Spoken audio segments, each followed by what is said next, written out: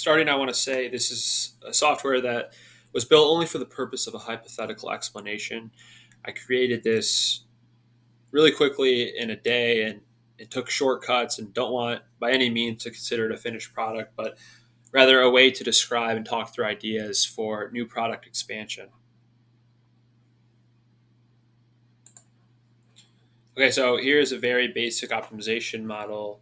You have five warehouses or distribution centers in the red and three customers, which are the blue dots you see.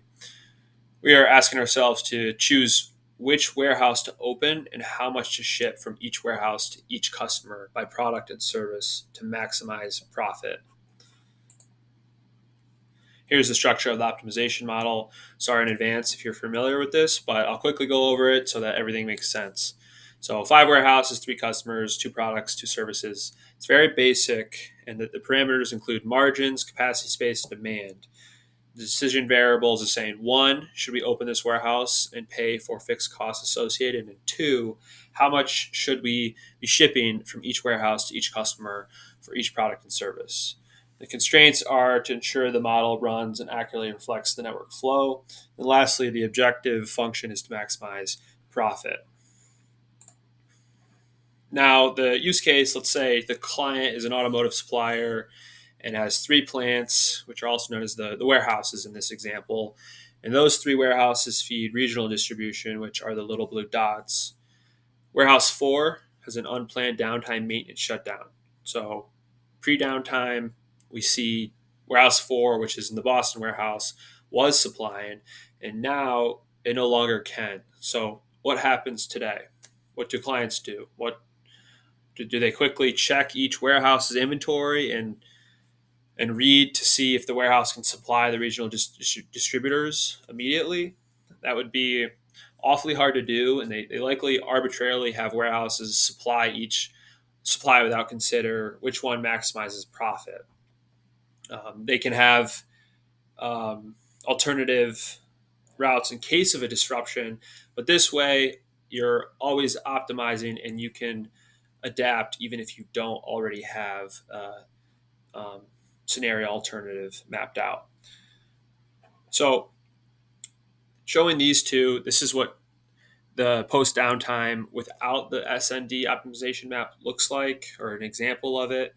Now, here is what I'm recommending we develop as a new product.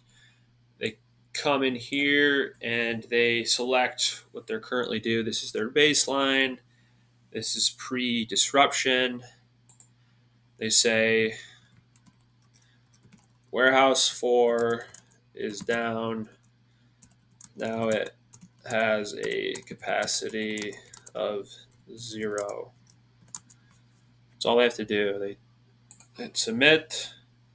Now watch the map shows warehouse 4 no longer being used, and then shows the solution with the max profit, the number of warehouses open. It shows every single shipment with the product, service, the quantity.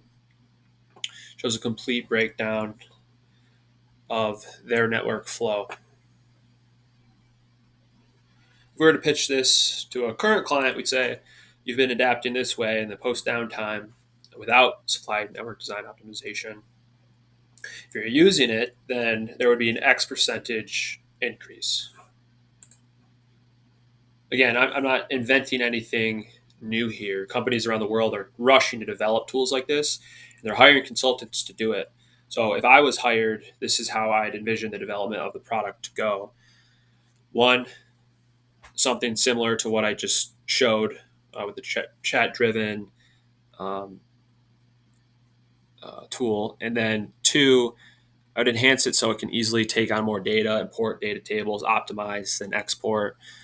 Three, build more products similar to this. There's more opportunities. An example would be inventory optimization. Four, sync it to whatever ERP systems the clients are using.